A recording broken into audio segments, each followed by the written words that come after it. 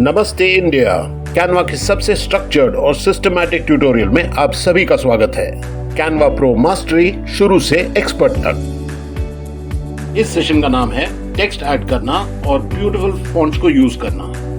आगे चल के देखते हैं इस मॉड्यूल में adding text boxes, editing text, जिसमें हम देखेंगे fonts, size, colour, change case and align in text box.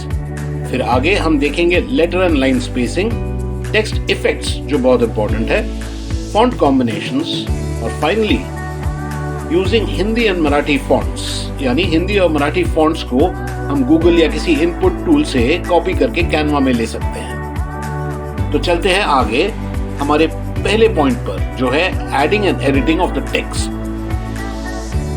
तो शुरू करते हैं। अब यहाँ पहले मैं जाकर थोड़ा सा टेक्स्ट ऐड कर लेता हूँ। ऐड हेडिंग या सब हेडिंग, या फिर यहां से मैं सिर्फ टेक्स्ट बॉक्स ऐड कर दूं। अब इस टेक्स्ट बॉक्स में मुझे जो टाइप करना है मैं एडिट कर पाऊंगा।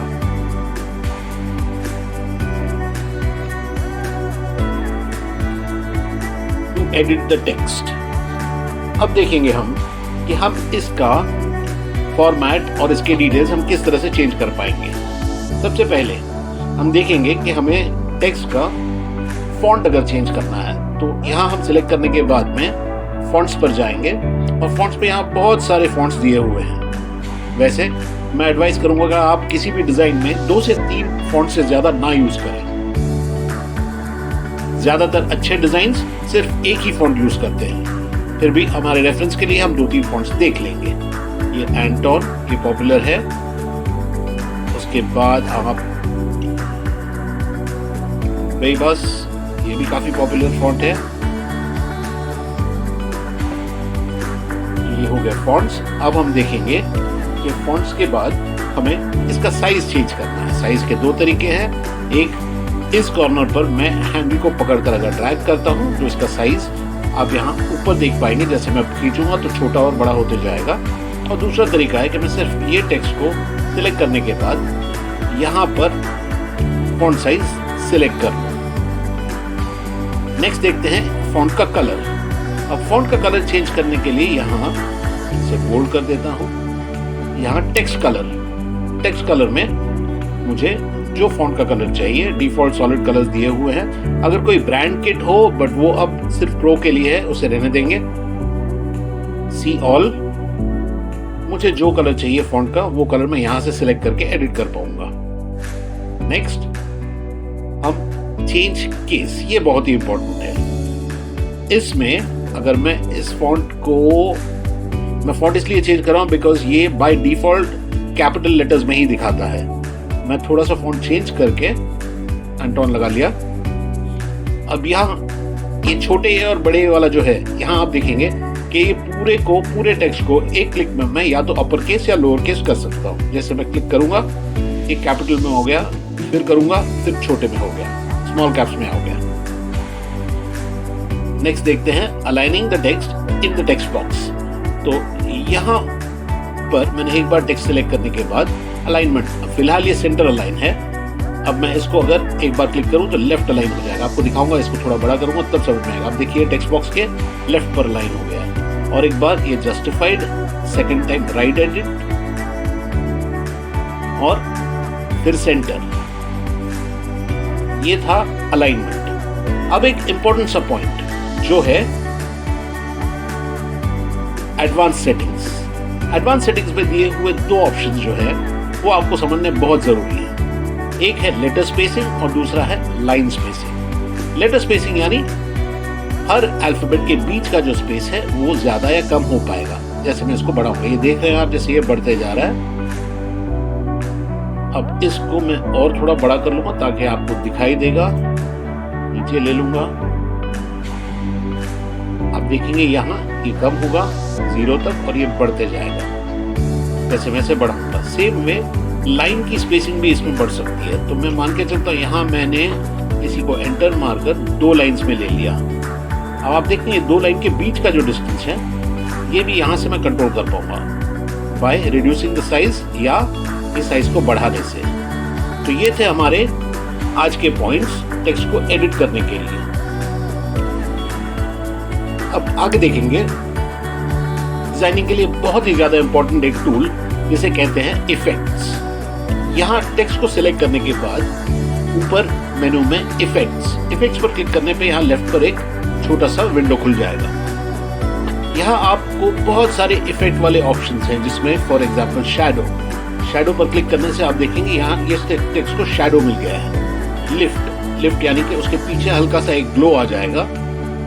हॉलो, फिर स्प्लाइस या आउटलाइन, और भी कुछ है जैसे एको, ग्लिच, नियॉन, और ये बैकग्राउंड, ये काफी पॉपुलर है। बैकग्राउंड में हम टेक्स्ट का कलर अगर चेंज करना है फॉन्ट का तो हम यहाँ से कर पाएंगे, और अगर हमें इस बैकग्राउंड का कलर चेंज करना है तो हम यहाँ से कर पाएंगे।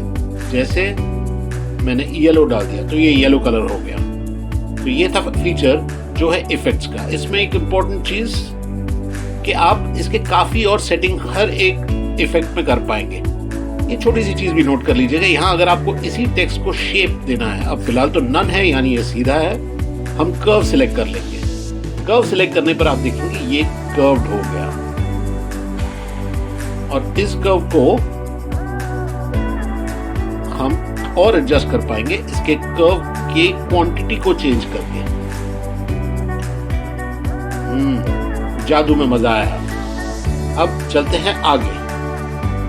फॉन्ट कॉम्बिनेशंस यानी पहले मैं इनको सीधा कर दूं, इफेक्ट्स,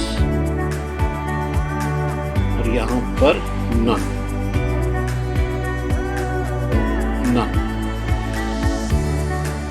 अब फॉन्ट कॉम्बिनेशंस यानी यहीं पर जब मैं टेक्स्ट पर जाऊंगा तो नीचे बहुत सारे रेडीमेड फॉन्ट्स, ये फॉन्ट्स को आपको नाम से जानने की जरूरत नहीं है। इन फॉन्ट्स का लुक एंड फील डिजाइन बड़ा प्यारा प्री क्रिएटेड होता है। तो अब मैं समझ लूं मैंने एक इसमें से कोई एक डिजाइन सिलेक्ट कर ली, जैसे हाइपर लोकल। आप देख रहे हैं ये अगर मैं बनाने जाऊंगा तो मुझे ढूंढना पड़ेगा कि कौन सा फॉन्ट सूटेबल होगा। यहाँ पर इन्हीं दो टेक्स्ट बॉक्सेस को मैं जाकर एडिट कर पाऊंगा, चाहे मुझे उनका साइज बढ़ाना है, छोटा करना है या कलर चेंज करना है। तो ये थे फॉन्ट कॉम्बिनेशंस। आपको ट्राई करना पड़ेगा, बहुत सारे प्यारे प्यारे फॉन्ट्स के कॉम्बिनेशंस यहाँ पर दिए गए हैं। आगे देखते हैं कि हम हिंदी और मराठी फॉन्ट्स को किस तरह यूज कर पाएंगे। तो कैनवा में अगर हमें हिंदी या मराठी या किसी रीजनल लैंग्वेज का फॉन्ट यूज करना है तो हमें सिंपली किसी भी इनपुट टूल को यूज करना है। जैसे यहाँ मैंने एक ट्रांसलेटर टूल खोल रखा हुआ है। यहाँ पर मैं टाइप करता हूँ मेरा नाम सचिन है।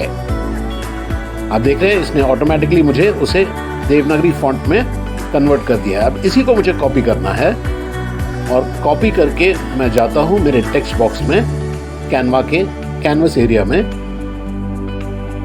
टेक्स्ट, मैंने एक और टेक्स्ट ऐड कर लिया है, और इसी में जाकर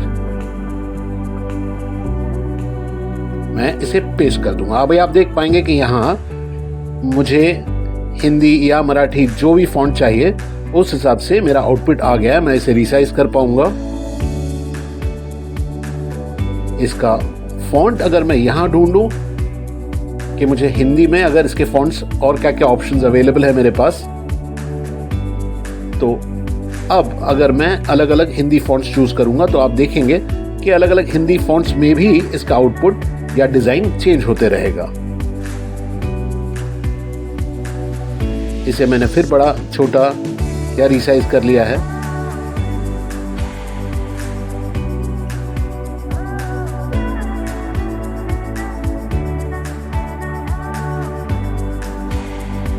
अब खास बात यह है कि आप डायरेक्टली यहां टाइप करेंगे अगर इनपुट, तो ये आपको उस तरह का रिजल्ट नहीं देगा।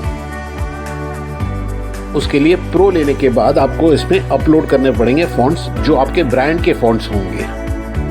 बट अब हम प्रो में नहीं हैं, तो अब हम इसको हम नॉर्मल तरीके से ही यूज कर लेंगे। थोड़ा सा रिकैप, तो हमने इस सेशन में देखा adding text boxes, editing text जिसमें हमने फॉन्ट्स, साइज, कलर, केस और अलाइनमेंट चेंज किया, letter and line spacing, text effects और फॉन्ट कॉम्बिनेशंस, और सबसे ज़रूरी हिंदी और मराठी फॉन्ट्स को किस तरह यूज़ किया जाता है। आगे के सेक्शन में हम देखेंगे बैकग्राउंड्स, कलर्स और ग्रेडियंट्स को कैसे यूज़ किया जाएगा। तो आज के लिए बस इतना ही, फिर मिलेंगे अगले वीडियो में। धन्यवाद।